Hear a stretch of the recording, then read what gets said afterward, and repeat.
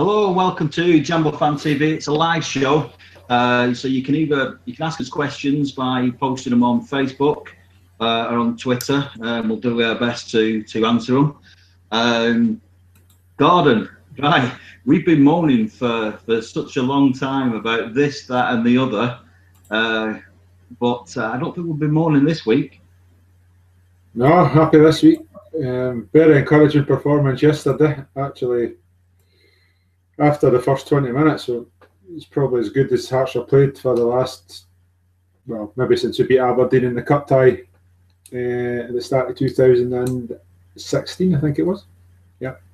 Well, I got a bit giddy. I recorded it on Alba, and I've watched it 3 times just to see whether it was true. It was. Well, we'll go through the review. It was fantastic, and I know there wasn't a victory at the end of it, but with what we've been sort of used to and the sort of the way that the sides have been set up, it was fantastic. Let's go with a change of goalkeeper. What did you make of that? It's probably something that didn't necessarily have to happen. Although McLaughlin, I think he looked pretty solid on his debut. Probably a bigger presence than Jack, and certainly a bit more commanding as he come to the edge of his box. When I say Jack, it probably wasn't a necessary change. It maybe was in the sense that Jack's confidence has gone a wee bit. But yeah, well, certainly hopefully this will push him on. If he's going to become the goalkeeper we hope he is, then yeah, he needs the competition, and McLaughlin did well yesterday. Absolutely no problems with him at all. Well, for me, like I said, he's a good young goalkeeper, and we've said it a number of times on here. That competition for places is only good, and you've got that experience. He was very commanding though, and I think that's something that we've been sort of lacking. His distribution was good, and we'll go on to the defence in a minute. But he seemed to give the defence confidence. Yeah, it did. Yeah, and I think that the defence sort of did exactly the same for him. Aberdeen were pretty much limited to shots of about 20-25 yards from goal, which is all credit to the defence as well. Berra and Hughes showing their fantastic experience. Randall looked a lot more comfortable where he was, sort of in the right wing back position, if you like, and Suter was tucked in behind him on a more right-handed central defensive position. And yeah, the defence were all really good yesterday, including Drelak, who I'm guessing that a lot of people have to be convinced by. I haven't seen, like I said, yesterday was the first chance with the festival being over, not having a work afternoon and getting along. So yeah, it was pretty encouraging at the back. It was, and in terms of who, again, I'm not going over old ground, but I've made no secret of it. Just that effort in terms of wanting to play for the shirt and to put in a shift in, and they did it. I spoke about aggression on here before, and I'm not on about going out and smashing somebody in the face. But just wanting to win that ball, being aggressive in the challenge, and they were definitely that. There was no time on the ball. And I know I've watched some stuff on social media, and everyone's entitled to their opinion. Some people could say that the first 20 minutes was slower, but they didn't shy away from any challenges. And we might as well just mention the ref. I thought some of his yellow cards were crazy yellow cards. You look through and you just think, what were you doing? What were you doing? It was a physical football match. Why show? Do you agree? Yeah, from his first booking of John Suter, which was more. I think Callahan had committed about 3 early fouls in his attempts to sort of impress himself upon the early part of the game. And Suter committed, I do believe he committed 1 foul in the very first minute, but in the book, the one he got booked for, Thompson sort of indicated it was for persistent foul, and I'm sure that was a case of mistaken identity, and it didn't really get much better for Craig Thompson in the afternoon. He'd obviously by that stage he'd missed an absolute stonewaller for Aberdeen of a penalty claim, and I, from about 150 yards away, I was sort of convinced that the challenge on Walker was a penalty as well. Right in the right of the other stages. So I agree. I don't think the referee's best day at the office yesterday. And to be fair, people on social media are calling that for Willie Collum to referee Hearts games rather than Craig Thompson. It says a lot about Craig Thompson. What would you say? Well, yeah. I mean, there were a few dodgy calls, like you say, on both sides. But you know, it was no surprise really. I think we were expecting it. Levin comes in and defence is starting to perform. It's his area, isn't it? You know, of everything that was going to be good on the day, you was expecting that defence. Yeah, Craig Levin, as you know, that how highly I rate him as a defender and as an organiser of defences. He's always had sort of built his teams from the back. He had Presley and Webster in his first tenure, and to have Berra and Hughes, the confidence in Aaron Hughes. He's obviously not been playing for Hearts the last few weeks since he made his mistake at Celtic, but the confidence he must be getting from what's going on at international level in Northern Ireland. And it was a great decision to put him back in yesterday. He was as cool as a cucumber, where Berra and Suter went and won all the headers. And yeah, Aberdeen didn't really trouble us at all. No, and which surprised me. I mean, the last time it was it? I mean, I'm talking off the top of my head here, Gordon. Was it the last game of the old stand? Aberdeen was, yeah. Yeah. That was the day you had your rant in the car on the way back down the road. It wasn't that. Yeah, you're right. I did have a rant in the car. And they were a very physical side and didn't give Hearts a lot of time on the ball, kept us under pressure. It was total reverse. It was total reverse this time. They didn't get any time on the ball. Now, coming up the field a little bit, we praised the goalkeeper. We've done the defence. Now, I think both of us have had a go at midfield, just allowing the ball to come through.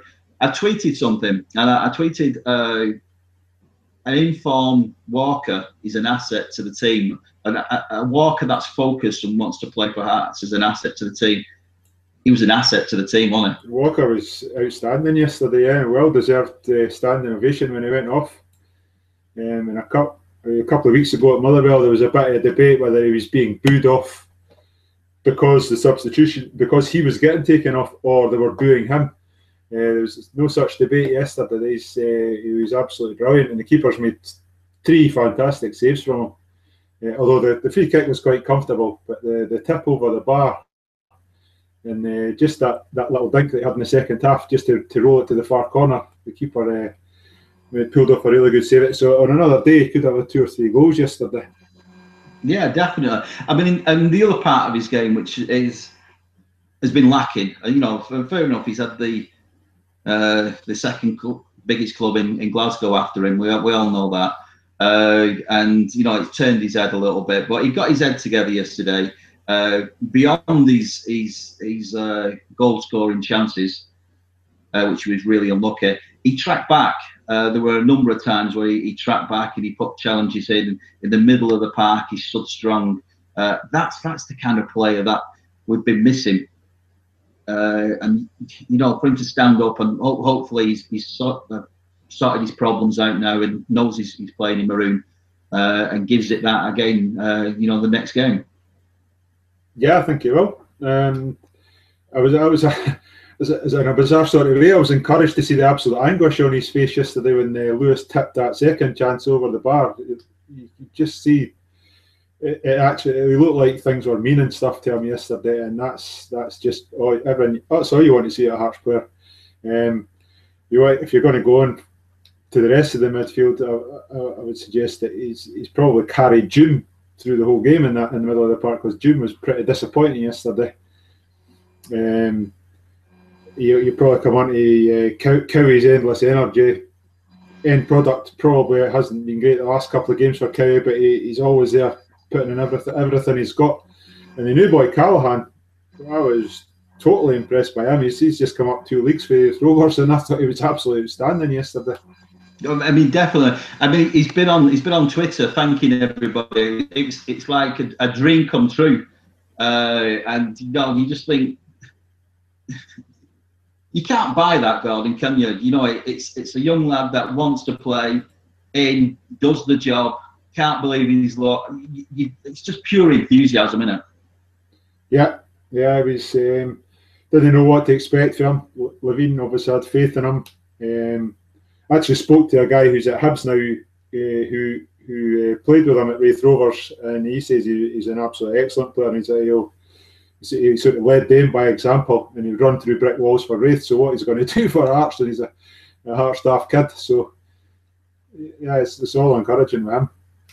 It is. Like I said, I've no negatives, which isn't like me really. But go on, we'll go into it. I was a bit surprised. I thought we were going to throw. I thought we were going to throw long balls up to the big lad, but Ismay came in. Now I tweeted about him.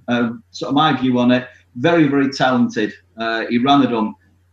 Just wish every now and again he'd lift his head up. And there were 1 or 2 times when that pass was on. There was people in better positions to have a goal scoring attempt. But then part of me thinks there were times when he should have passed it and he managed to get a shot off. But very talented, absolutely talented. He ran him ragged. Yeah, he had another good game yesterday. The one you put on Twitter this morning, you were absolutely right about. He got himself got the ball tangled under his feet when there was 2 fantastic runs outside him to the right. But I think all in all, I think for the most part, Goncalves actually he used the runs well. In fact, all the runs seem to come from Callahan actually, which is encouraging even further for that lad. He was dragging Aberdeen's centre half Considine away, and yeah, Goncalves was actually using the space well. He got the one which Lewis made a really good save from him, and then the one that he absolutely smashed the bar in the second half. And I think that came from pretty clever use of his colleagues' runs. But the one you put on Twitter, he looked a bit silly there. He just got the ball caught under him when he had 2 Hearts players outside him. There was a great chance there. Went a begging, but to be fair, the times he did that all the time using the runs, and 2 or 3 times he got away with it, and he got good shots away. Yeah, I'd say I was totally impressed with him, and sort of back to his also fitness came in a little bit. Legs were going a bit towards the end. We throw the big lad on, and again, just impressive. He had his chances. Yeah, when Lafferty came on, they kind of started to ping diagonal balls to the corner of the box towards the left back position in Aberdeen, because I think they realised that Aberdeen's left back was a bit of a problem for them. They were played that. I think is it Stuart the boy's name? No, it's not Stuart. Wright, I think his name was. It was playing sort of a pretty far advanced left back, so getting the ball in behind there was actually not a problem to us. And when Lafferty came on, he took up that position, and yeah, he won a lot of balls in the air. In fact, I'll tell you, I've just watched Sports Scene, and Lafferty he must have paid the director a right few quid to not put that chance that he never took first time right at the end. Because that wasn't on Sports Scene actually tonight. It was probably a good bit of defending by the Aberdeen defender, but I think Lafferty would have lost some sleep over not taking that first time last night. It just pinged up off his shins, didn't it? And it was split second, and it was away. It was away from him. But he's a big lad. Give him the benefit of the doubt. By the time that thought process goes from his brain, it's got like 8.5 foot to get down to his feet, hasn't it? So we'll give him the benefit of the doubt. All in all, the whole thing, draw or not, was fantastic.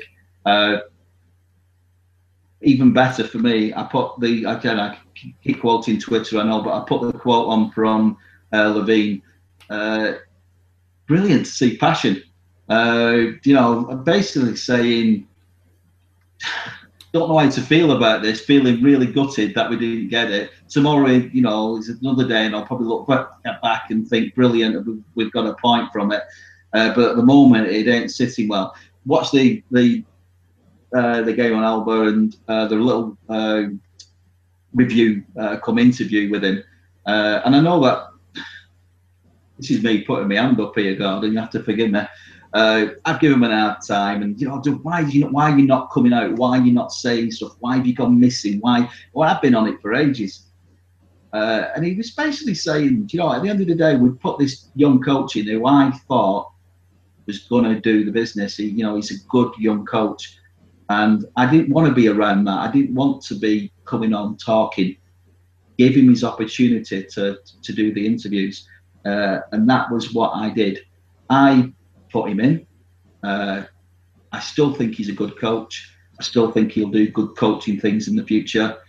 But if there's responsibility for putting the wrong person in, then I'll take it. That's basically what he says. That's a lot of honesty. Yeah, he was. I'm guessing his whole plan was just not to undermine him, even though everybody thought he was, with his notes and his picking of the team and all that carry on. He's obviously went out his way to show that he wasn't undermining him. People have said since then. Robbie said that he wasn't undermined. Paul Hartley said in his interview there was no way that he was coming to Hearts unless he knew he was going to be picking the team. And ultimately, obviously, didn't pass his interview, or well, he was a better candidate than Craig himself. So yeah, it's probably the truth's probably, as always, somewhere in between what's being reported and what Craig's saying, and it's he's probably had a wee bit of a chat with some people on training grounds and maybe suggested teams to the manager and formations to the manager. But yeah, it's encouraging. He sort of stayed out the boys' way, Cathrow's way. Cathrow was a failure in the sense that in his first job. I'm not saying he'll be a failure forever, but it's, when we look back on his time at Hearts, it's not going to be with much fondness, I wouldn't imagine.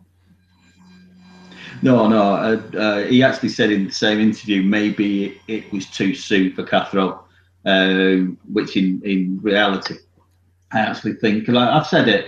I mean, I won't go over old ground, I know, but I still think he's coaching wise. Like I said, I think I put him down his PhD level, didn't I? And maybe our players at the time were CSE level. I don't know, A levels. Yeah. It was difficult. It really was. But in terms of the manager that we've got at the moment, it was nice to see.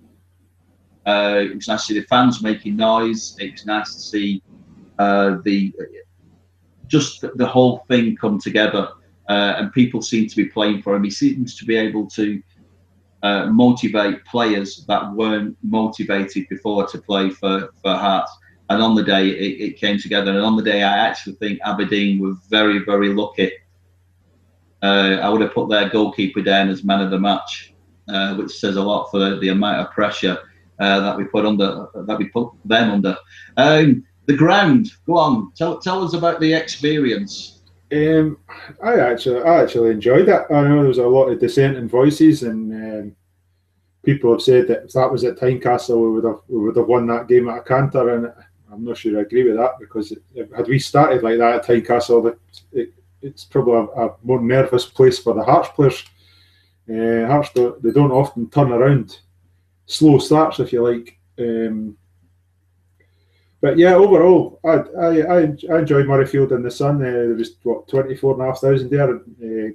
Big kudos to the Aberdeen fans, as I've posted on Facebook last night. It's nice to get a big crowd like that.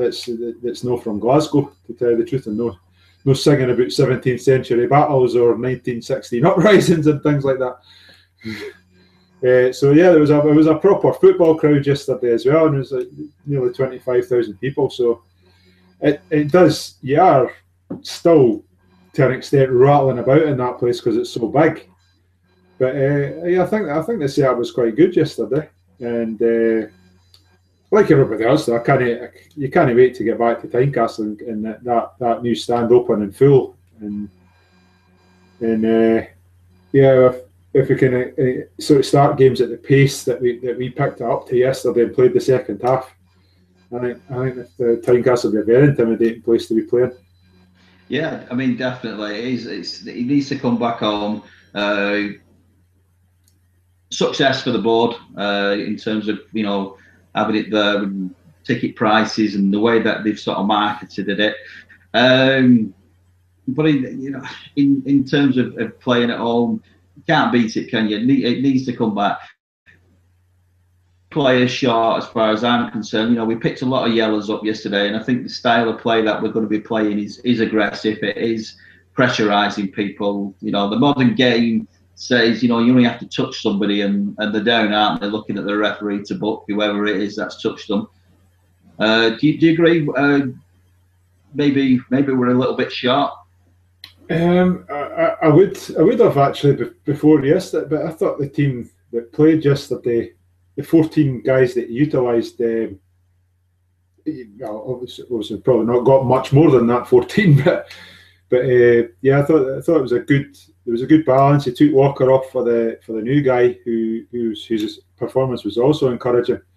He looks like he's going to be like shit off a shovel, if you can pardon the expression. He looks really quick, and I think there's a bit of, like you say, a bit of competition in creative places. There's as we talked about earlier, there's competition at goalkeeper.